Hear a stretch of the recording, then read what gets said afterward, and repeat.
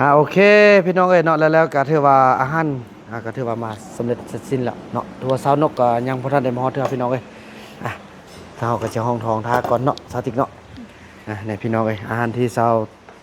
ติ๊กเพิ่นมักมื้อนี้ก็มีปลาหมึกมีสิ้นอิหยังก็อันนี้คือสิ้นสไลด์เนาะแล้วก็มียอขาวมีกุ๊กพี่น้องเอ้ยก็ถือว่ามีหลากหลายอย่างอ่า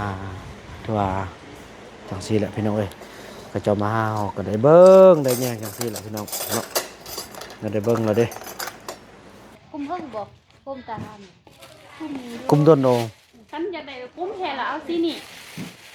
บ่เอาในอันนี้นั่นน่ะบ่คุ้มว่าจะลองซาแม่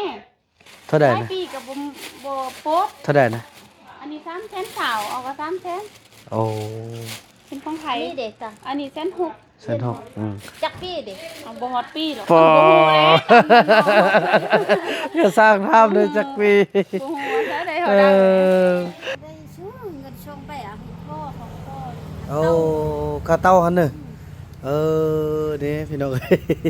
พ่อยังสิห่วงลูกไปพี่น้องพุ่นเนาะเลือกขนาดเลยพุ่นเนี่ย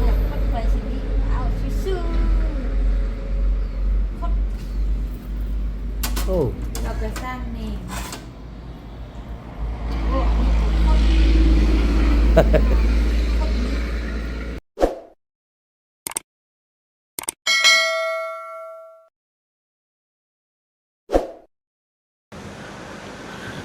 สบายดีท่านผู้ชมเนาะถือว่าคลิปนี้ก็เป็นคลิปที่ต่อจากอีพีที่แล้วสาวติ๊กจะได้ไปซื้อเหล้าซื้อมิยังคนละเนี่ยแหละพี่น้องเอ้ยไปยับสักอย่างก่อนจักคนสิไปไอ้คุณบ่ได้ไปติมันไปอย่างมันมีเงินนะพี่น้องเอ้ยฟ้าล่มหมดแล้วว่ะเนาะอยู่ป้าก็ล่มเนี่ยพี่น้องเอ้ยล่มแบบนี้แล้วมดมือมดต้นเฉพาะต้นเว้นพี่น้องเอ้ยมันเป็นผู้สูงพี่น้องเอ้ยเนาะโอ้ลมพัดขนาดเลยจะได้มีอันไฟฟ้ารุ่นอันใบพัดนะพี่น้องโอ้พอได้มีโครงการเด้เนาะยักษ์ใดเลยพี่น้องเอ้ยเหมาะขนาดเลยลมบักแหงลมบกคาดไส้เลยพี่น้องเอ้ยเนาะแบบมันเศร้าใหญ่ๆนะเดี๋ยวเรื่องนะพี่น้องเอ้ยคันว่ามีเนาะรวมไปตังคิดถึงคุณโอ้ขักสุดแหละเงินบ่เงินไอ้เฮ็ดหยังเราไปซื้อเอาส้นบ่มีแต่ไปต่อซื่อๆไปต่อก็ได้เนี่ยเขาสร้างต่อเดี๋ยวอยู่หันน่ะเขาไปใส่แล้วเขาต่อให้เด้อหยังโซมานี่ก็ขาดเนาะน้องเย็บแห้งบ่ติน้องไปเลยนึงกับขับพุดเลยย่าเบิ่งอาจจะเอาอาจจะเบิ่งเงินก่อนเด้อเงินค่ายาเมื่อกี้ได้เท่าใดโอ้ยพันกีบเบิ่งอันนั้นน้องจับตัวนี้แล้วก็จับรถทิ่มเด้อจูงไปเด้อไปหานแล้วเอาเงินเข้าเด้อต่อส่งให้แด้สิเด้อน้องจะเอาเงินให้ก่อนเบิ่งแล้วไอ้ที่ท่านว่าจะไปเฮือไปฮอดอันตลาดเนาะแสดงว่าอยู่แค่นี้เขาแป้งได้บ่เบิ่งพอรถหันไอ้เสาหญ้านะคันเอารถทิ่มขึ้นระยะมันสิเต้งหญ้าอย่างสิขาดหาน้องเอาเงินนี่ไปนั่นเด้อ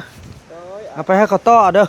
อันเราจับตัวนี้แล้วก็ต่อไปอันต่อโซ่ค่อยได้สิเราเอาเงินให้เพิ่นเด้อแล้วก็ต่อโซ่นี่แน่อยู่หันมีไฟก็ได้ป้านี่คนเด้อไฟหันก็ได้เลยเข้าใจอ้ายเด้อฮะบ่ไปต่อซื้อก็ได้นะมันค่าต้องเดียวนึงไปต่อเขาเลยยับได้เด้อบ่เงินหาเด้อแล้วแม่เฒ่ามีเด้อไปซะได้แม่เฒ่ามีไปตลาดนำบ่ไปบ่ไปบ่ไปก็บ่ไปเบิ่งแน่เบิ่งเขาอยู่กินให้เขากินเด้อแล้วก็แม่เฒ่าผู้ใดอยู่เบิ่งผู้ที่อยู่เท่านั้นแหละนั่นก็ได้สติ๊กพอแล้วบ่ไปเด้อได้เด้อไปน้องติ๊กน้องขึ้นทางหน้าคนเด้อเพราะว่าพี่น้องเอ้ยสิตั้งไปในสมาอันนั้นเด้อ พี่น้องเอ้ยเนาะรถเฮาไปส่งยาพี่น้องเอ้ยก็ว่ามันใส่บ่ได้แน่เนาะคือทางน้ำเลยนี่จะมี150ถุงพี่น้องเอ้ยเนาะตัวแทนทางเมืองปักหลายพี่น้องเอ้ยจะได้พาพอสาวนกเพิ่นไปเวียกทางแบ่งกันพี่น้องเอ้ยเนาะบ่าวพนำขึ้นไปเว้าเรื่องเอกสารรถของไอ้เฟืองส่วนสาวนกนั้นก็ไปงานดองงานดองของอันพี่น้องเนาะก็ถือว่าตอนนี้กำลังเดินทางมาละขี่รถจักรมาแล้วก็สิได้ไปแวะรับเอาสาวนกแล้วก็สิพาสาวติ๊กนี่ไปกินข้าวซื้อเอาโคมอิหยังต่างพี่น้องเนาะว่ากันไปพี่น้องเอ้ยโอ้จะเอาโคมไปนั่นน่ะจะเอาโคมไปปูโอ้บุญรอดให้อยู่นำผู้ใดก็ อยู่นะแม่ พรเสียงได้ไหมเว้ยยินไหมไม่ทันนกว่าอยากไปนำพี่เสด็จ ไอ้นกไปก็ไป ขึ้นผู้บ่ได้ติเว้ยแต่มันขึ้นทางกูให้แท้เนอะสูงโอ้นั่นน่ะอย่าพากันไปอยู่ไกลกันดอก ชอบกินเนี่ย ยังบ่อยู่ห้วยเมียงกันดอกอยู่ห้วยเมียงโอ้แม่นแท้นะคันไปกะฮอนยามาก็พากันมาอายุนิทาเด้อก็เลยขึ้นฮอดงอม น้องก็คือกันคือโคตร อันนั้นเด้ออีจันหันใต้แล้วก็มันเท่า มันเท่า ใต้แล้วพูนเอาไปฟังพูน อยู่ปักปุ้น อยู่พูนบ่ไกล ปักไก่ ๆก็บ่ยานหยังล่ะพอไอ้ไปฟังแล้วเอาจ้วมาสูดมาอันนั้นดีดักละไล่นี่หมดล่ะคุณเท่านั้นแหละแล้วน้องไปบ้านเห็นเบิ่งแม่ทามีอย่าส่งเฮาไปนำเด้อเพราะว่า มันเท่าแล้ว ต้นศาสตร์เราได้ของกินก็มา นั่นแหละโอ้ยไอ้ขึ้นฮอดว่ะอยู่บุญรอดอยู่ซะได้เป็นซะได้เนาะพี่น้องว่ากันต่อไปเนาะจีพาสาวติ๊กไปกินข้าวนำสาวนกเด้ไปกินข้าวกันเนาะ ข้าวนำกัน ข้าวแล้วออกตลาดอยู่ปักหลายเลยเนาะแต่นกอยู่ปักหลายไปหาไอ้นกอยู่ปักหลายพอดียื้อเวลาพี่น้องไปเพราะว่าสาวนกว่าอยากไปนำลองบอกตัวจริงเอาจริงเนาะพอเป็นห่วงบุญรอดพี่น้องเลยอยากเห็นบุญรอดมอยงแท้ก็หัวครึ่งข้างนั้นละโอ้นับแต่ตอนไปอะไรมันแล้วเลยเด้พี่น้องเลยเอ้าอีโยงนี่อยู่ในผู้ใดอยู่ในวัดเนี่ย อยู่นำแม่หนา ยืนแม่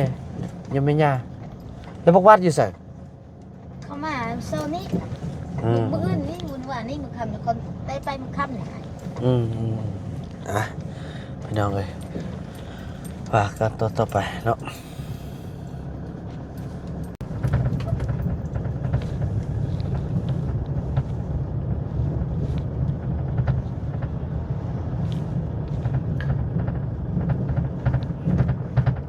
พี่น้องเอ้ยเนาะตอนนี้ก็ถือว่าได้พาสาวติ๊กได้เดินทางมาฮอดบ้านอีกอย่างคนนี้อยู่เมืองปักหลายแล้วเนาะพี่น้องเนาะบ้านสีสว่างเนาะเมืองปักหลายเขาละส่วนสาวนกนั้นฮอดแล้วบ่เนาะ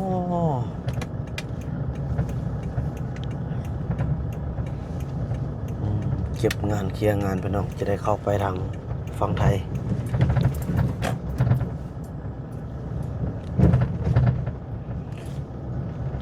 จะได้ไปไล่เวียกได้พี่น้องเนาะไล่เวียกจะได้เข้าไปทางฝั่งประเทศไทยเฮาสติ๊กจ๋าสติ๊กจ๋านั่นหลับพี่น้อง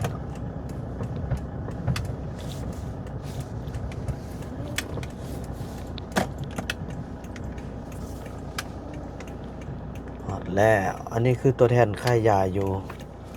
เมืองปักหลายครับพี่น้องเนาะนี่ขอนี้เด้อหน้าวัดศรีสว่างเนาะ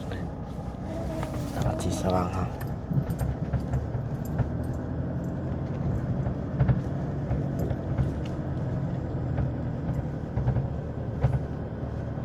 หอดแล้วบ่สนุกเลยเนาะโอ้บ่หอดเด้อพี่น้อง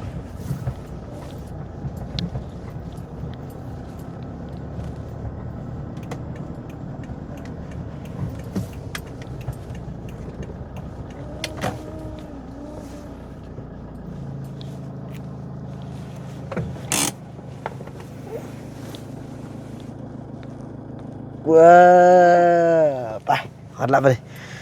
หาบอลกินข้าวกันละเสื้อไอคอนอันทุ่งหญ้าดิเด้เสื้ออันเขานั่งในท่าไอ้เนาะบนเพลงดิอ้าวโธ่ภาพบรรยากาศดีนี่น้องไอ้เนาะโอ้นี่เนาะสวยไอ้ด้วยสิด้วยนี่โอ้มันนี่สาวติ๊กมาส่งเดินตัวเองเลยอ่ะเอาไปไหนเลยเด้อนี่สวยเด้อหาเงินใส่กันจังซี่แหละโอ้อันนี้ออกหนอกพี่น้องเฮ้ยเด้อเด้อนี่เอาตัวนี้เด้อเดี๋ยวได้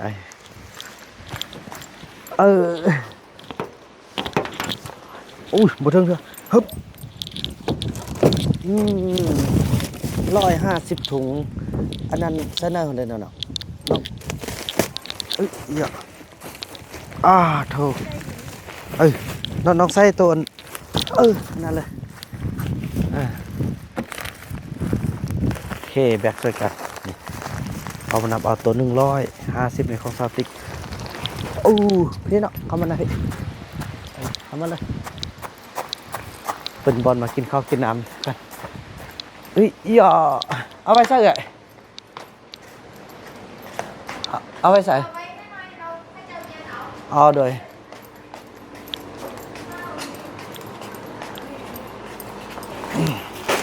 โธ่เนาะอันนี้ก็ได้นี่พี่น้องเอ้ยเนาะทางไอ้แตวเฮามากินข้าวสนุกบ่ฮันบ่ฮอดเด้อเนี่ยนี่แหละอันตัวนี้มันออก2ทุ่งเราอันนั้นก็อันไปนับเบิ่งแต่ว่าก็นับครบแล้วแหละเพราะโดยออกตัวนี้มาใส่ตัวนี้สิ150อันนี้ที่ว่า100โดยนับขึ้นไปแต่พอต้นได้เต็มหมดแล้วเพราะว่าตัวนอกนี่มันออกจากท้องตัวนี้นะเราเพิ่นเอาไปใส่มันมาซาติกิมาเบิ่งอีไปได้กินเนี่ย150 ถุงนี่พี่น้องเอ้ยเนาะมาเบิ่งดูอยากกินนะเบิ่งดูกินแล้วสิตักให้เพราะว่าจะเกี่ยมกินข้าวพี่น้องเอ้ยเนาะเพราะว่าซานกก็น่าจะใกล้จะฮอดละอย่าเลือกเอาดูตัวใดโอ้หมักกุ้งนี้แล้วก็ยังได้ปลาหมึกได้หมักบ่มาเลยโอเคน้องนั่งตัวใดเราลองเลือกดูนั่งตัวใดอยากหลับนั่งตัวนี้เอาเนาะโอเคจังสั้นแล้วพี่น้องเนาะว่ากันต่อไปถ้าสนุกมาฮอดก่อนเนาะพี่น้องเนาะโอเคพี่น้องเอ้ยเนาะแล้วก็ถือว่าอาหารก็ถือว่ามาสำเร็จเสร็จสิ้นแล้วเนาะตัวสาวนกก็ยังบ่ทันได้มาฮอดเทื่อพี่น้องเอ้ยเฮาก็จะห้องทองท่าก่อนเนาะสาวติ๊กเนาะนี่พี่น้องเอ้ยอาหารที่สาวติ๊กเพิ่นมักมื้อนี้ก็มีปลาหมึกมีซิน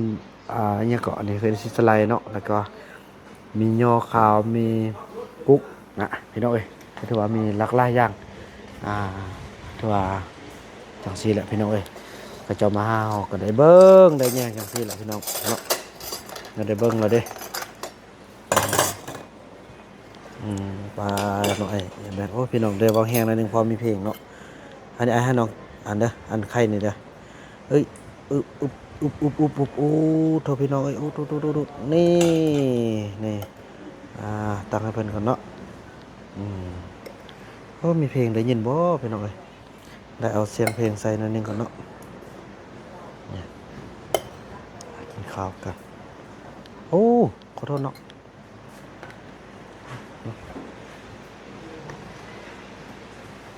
กินเลยเนาะตักกินเลยนี่อันนี้น้ำได้น้ำทันได้ถือว่าจังสั้นเลยพี่น้องเนาะก็สิกินข้าวกินน้ำแล้วก็รอทาสาวนกมาเนาะแล้วก็ว่ากันตอนต่อไปเนาะพี่น้องเนาะกินนี่ห้องทองกันสติ๊กเลยกินเลยนะครับอันนี้เอาคนกันนะมันน่าพี่น้อยใส่อันนี้จิกซะแล้วเนาะอ๋ออุ้ยจิกกันเนาะโอเคสนุกสันมาแล้วสดกินเลย ชดกันแล้ว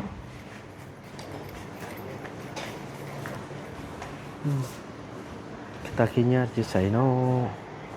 มาดีกันเนาะกินเลยกินท่าไอ้นกมาเนื้อไอ้นกมานั่นแหละพี่น้องเนาะบ่าวนำกับชิคออนุญาตเกมจัดแจงอาหารกันกินแล้วก็ว่ากันเนาะต่อไปเนาะพี่น้องเอ้ยแล้วก็ถือว่าออกมาจากอาหารเป็นที่เรียบร้อยส่งยาก็ถือสำเร็จกันพี่น้องเอ้ยเนาะอันนี้เป็นตัวแทนอยู่ทางเมืองปักไร่เฮาเด้อพี่น้องเนาะต่างมารับเอาสนุกเนาะนี่สนุกมาฮอดมาถึงแล้วพี่น้องเอ้ยเนาะก็ถือว่าเพิ่นก็ไปดองเนี่ยก็ไปดองพี่น้องเนาะบ่าวนำก็สิว่าค่าไปเอารถให้บ่าวเฟืองพี่น้องเอ้ยเนาะก็ถือว่าแล่นเอกสารอย่างต่างฉะนั้นบ่ได้เดินทางร่วมกันพี่น้องเอ้ยแต่ก็มาส่งนี่แล้วก็กินข้าวแล้วก็มาส่งยาเนี่ยหลายๆอย่างจังได๋น้องอิ่มละอิ่มแล้วโอ้อิ่มดีบ่มื้อนี้นะท้องจนไข้นั่นว่าแต่ว่ากินบ่หมดเลยพี่น้องใส่อันเอามานี่พี่น้องเอ้ยเนาะแต่ว่ากินบ่หมดก็จนได้เฮากระบาดไปให้อีแม่ไปให้บุญมีพี่น้องเอ้ยเนาะนี่ไปบ่สิแวะน้องเต้าก็สำหรับค่าเวียกได้พี่น้องฟ้าเวียกบ่กะไรเนาะโอกันหาจุพยายามลูกพี่น้องเอ้ยจังซั่นพี่น้องเดินทางว่ากันตอนต่อไปเนาะพี่น้องเนาะอันนี้แคมป์ของซิวๆได้พี่น้องเอ้ยไปบาดนี่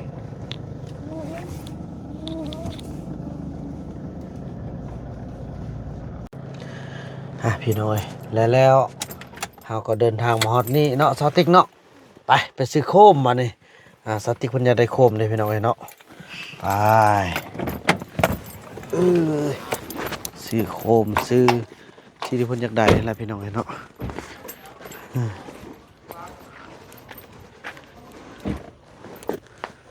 มาเลยโอ้สติกจะเป็นหวัดเป็นหวัดเนาะไปบ้านนี่เขาไปให้สระเนาะห่อนั่นเขาไปซื้อแล้วกันบอกซื้อโคมกันบอกเราจึงมาแวะซื้อปลาหอมโคมฮันจีนไปเลือกเอาเนาะไปเลือกเอา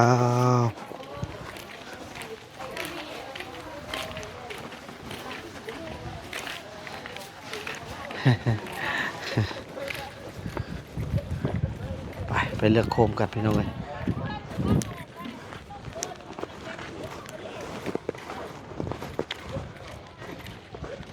โอ้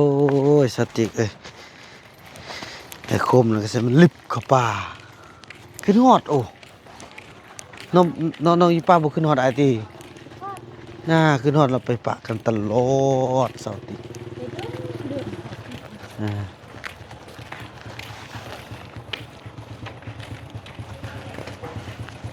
ไปเลือกโคมมึงเนาะ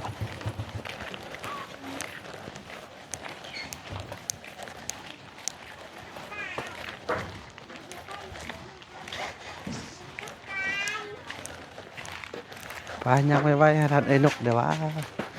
ย่างคืออยู่ป่าแม่ย่างบอกไว้ก็อยู่ป่า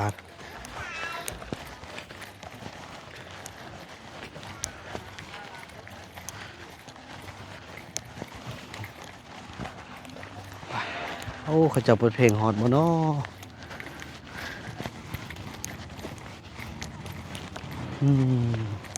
อยากได้โคมอยากได้ยังเด้อย่าสูบโอ้อย่าสูบเนี่ยเอาเป็นตุดยาวเลยเนี่ยไปเลือกเนาะเลือกเบิ่งไปว่าเพิ่นมักตัวใดโอ้พี่น้องเขาเปิดเพลงอีกแล้วบ่ได้ยินเต้เนาะไปออกแห้งไปเข้าไปน้องผ้ามาเลือกโคมบ่ไปเข้าไปพาเข้าไปนะซื้อโคมได้สติกยังได้โคมไปเลือกเอาหน่อยไปเลือกเลยว่าแม่หน้ามาเบิ่งมันสิได้เอาตัวใดเนาะ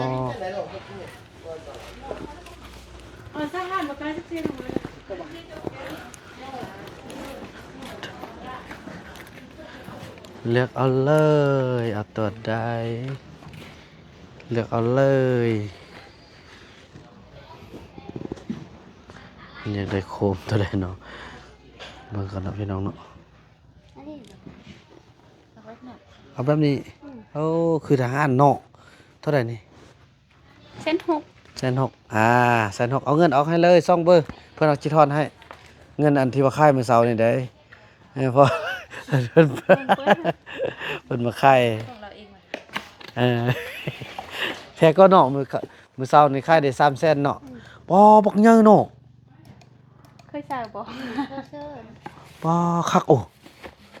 แท้เนาะ กุ้มเพิ่งบ่กุ้มตาลกุ้มนี้ กุมต้นโด ฉันอยากได้กุ้มแทนแล้วเอาสีนี่บ่เอาในอันนี้นั่นน่ะบ่คุ้มว่าจะลองซาแม่ เท่าใด หลาย นะ ปีกับบ่โป๊ด เท่าใดนะ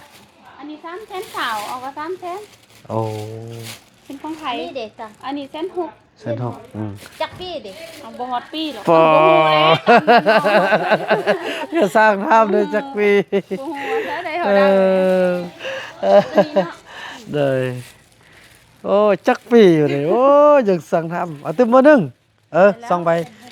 ทอน6ทอน40 ทอน50,000ค่ะ เอาขอบใจเนี่ยเพิ่นรุดตึมเนาะพี่น้องเอ้ยปอโถไม้ มีเยอะหน่อย ไม้ตาไว้พี่น้องเอ้ย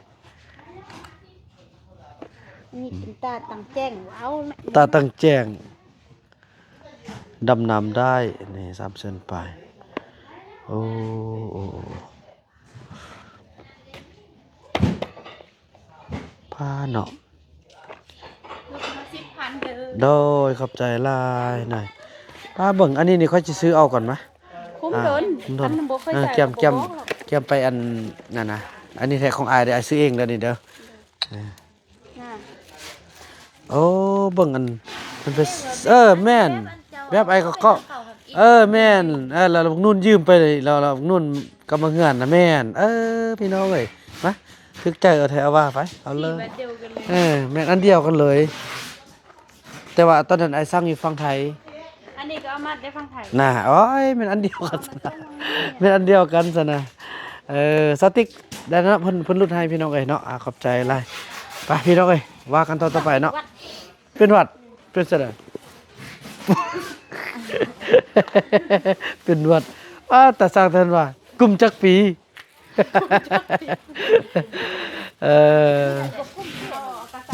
เอาบักอาชิโอนอันใดบ่เอาตัวนี้จ่ายเอาตัวนี้จ่ายเลยก็ได้นี่ของไอ้น้ำเลยนี่เด้อเดี๋ยวไปโอ้บุญน่าเสื้อเลยเนาะสิพบไอ้เข้าไปตอนเขาเป็นสีเหลืองพอเขาแบบไอ้ซื้อไปเฮ็ดแบบคลิปการสัตว์นะบ่ บางทีก็มีอันนั้นสีเหลือง บ่เอาแต่เอาสีขาว ตั้ง สีขาวเบิ่งเอาบ่ลงเปิดเบิ่งดูสีขาวบ่ บางทีก็เป็นหัวสีแดงกับหัวสี ไม่ละแล้วพอเขาถ่ายคลิป เปิดของแถมแดงหกข้าว อันนี้นะ แดงนี่เบา โอ้เนี่ยเพิ่นอันเปิดแดงบ่เอา สีขาวสีเบิ่งแต่บ่เอาแบบนั้นเด้ แต่แล้วเนาะสีขาวมันแจ้งตาเลื่อม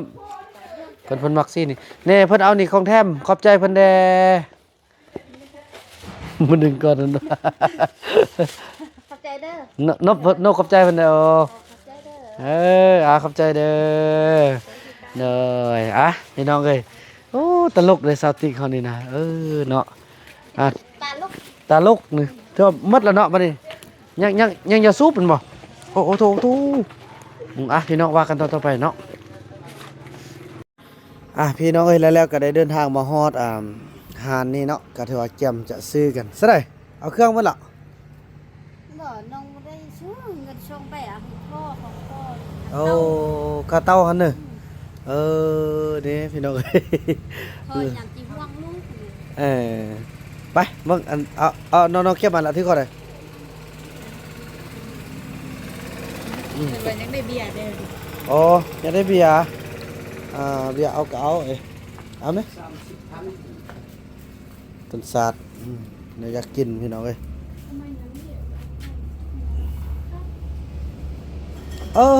น้องบ่เอาเบียร์ตัวนั้นเอาเบียร์จีนไหมน้อง เอาเบียร์จีน เบียร์ เอา กินบ่มีบ่ได้แซ่ก็บ่ได้แซ่บ่ทันแซ่ บ่หาแทรกก็ได้พอนี่บ่ นี่ บ่ไปเอาหุ่นน่ะอันนี้แม่นว่ากินแล้วมันนั่นนะมันแรงเกินไปนะนี่ แก่ เอาจักห่อฮะเอาจักท่งน่ะ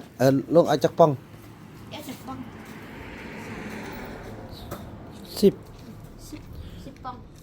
พอเอา10ป่องพอป้อนเอา10เปไปป้าพุ่นเลยนะไป ฉันนี่บ่นักเลย นี่เข้าได้เด้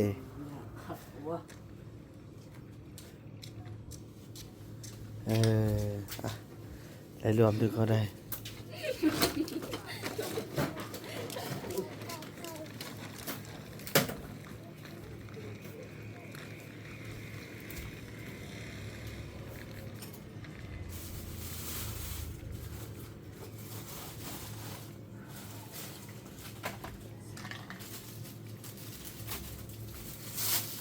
10ป่องไล่รวมถึงเขาได้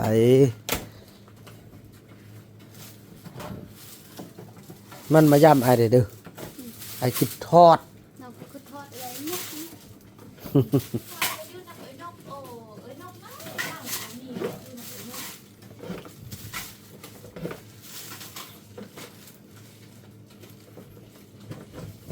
นี่จะมีผ้าบ่ไอ้ จ้า ไปอยู่ไส้ ก็ แล้ว มี ใช่ไหม ผ้าบ่ ผ้า อ๋ออันนี้ไปอยู่ไส้ละ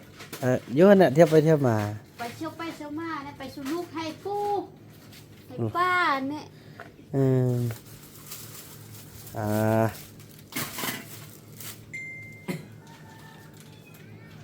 อันท่านกับแม่นน่ะ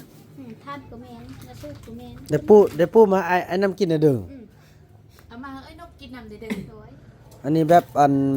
เขาซื้อให้แล้วก็หากินจากแข้งนึงก็ได้แล้วนะ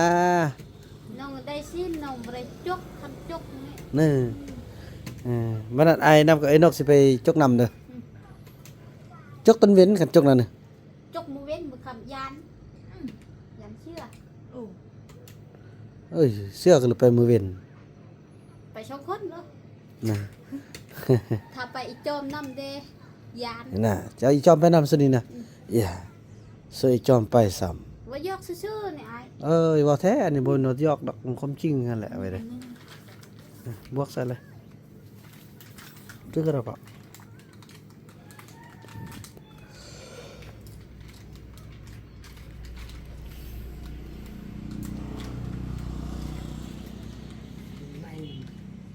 บ่ฮันโดติ โดน12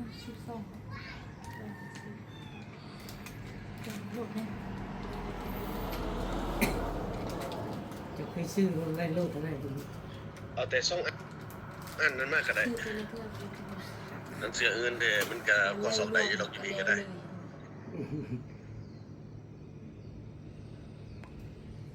โอ้ยขาดเครื่อง คันบ่ฮู้แล้วก็อันจดอันนี้โดนนึงอันนี้เมียงไว้ก่อนก็ได้ น้องข้ามมาแล้วบอก จดเอาเนาะ จดเอา สบาย มี ก็มันบางเทื่อเฮากันเฮาไล่เต็มแบบมันเราบางเทื่อเราไล่ลุด ยาตุดหนึ่ง กระตืมพระ ผ่าเบิ่งซอกดู นี่บ่ โอ้ย เป็นตรงนั้น หยิบมาแล้วคน มันมีพระไปละยาน โอ้ยยานไปเฮ็ดย่าง บ่มีพื้นดังเลยบ่มีพระ หน้าก็หัวสนั่นอยู่เฮือนบักงามๆบักหลายๆเบิ่งเข้าไปนั่ง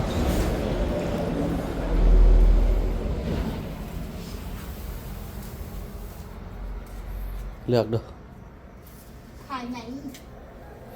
ใหญ่เจ็บแขนเนาะ ถ่ายเงา เนี่ยพาตัวนั้นพาลงหน่อย คด เลือกเอาตัวนั้นสิ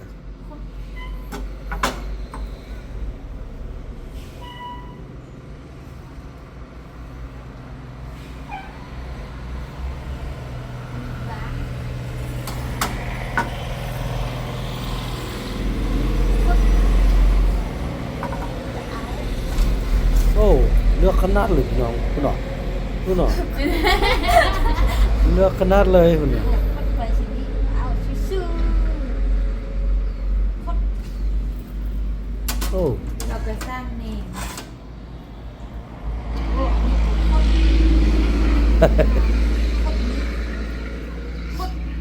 โอ้สิได้บ่น้อ ๆถ่ายยือ นักโพดน่ะนัก นี่นะอันนี้ก็คดไปที่แม่น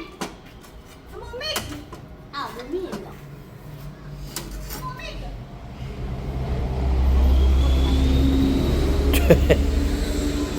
โอ้บ่ถึกใจจักอันเลยปลาข้อ สินี่ค่ะครับ ชื่อ โอ้ ต้องเอาอันนี้เบาดีเอื้ออาย นะ คดมดนี่แหละ โดย หักพุทธันเนี่ยคดมด อ่า ชื่อ ซื่อไปเราไปทางไปฮะไอ้นำก็ไอ้นกไปนำลังเลยเด้อ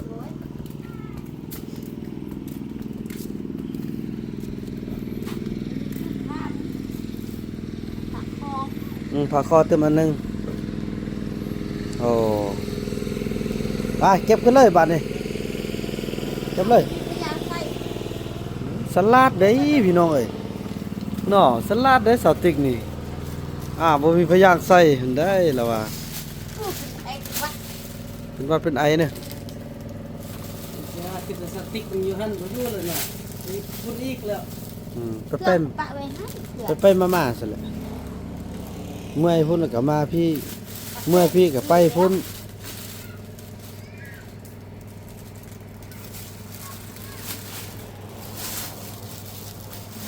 โอเคเนาะมันแล้วเนาะ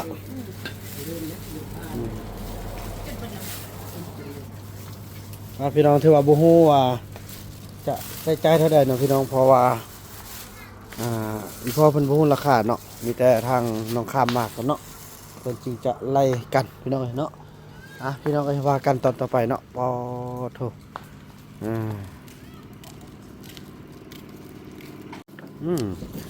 โอ้พี่น้องเอ้ยแล้วก็ถือว่ายังได้ซื้อเครื่องขึ้นเนาะยังตั้งหลายๆอย่างเต็มโอ้ครบแล้วเนาะบัดนี้เนาะพอพี่น้องพี่ท่านขนาดเลยสติ๊กเนี่ยพี่น้องเอ้ยยอมรับเลยเราเป็นคนสลัดแต่ก็คือว่าแหละสลัดบ่ถึงแนวนะ เป็นวัด เป็นวัดเลยโอ้ พี่น้องเอ้ยจังซั่นแหละ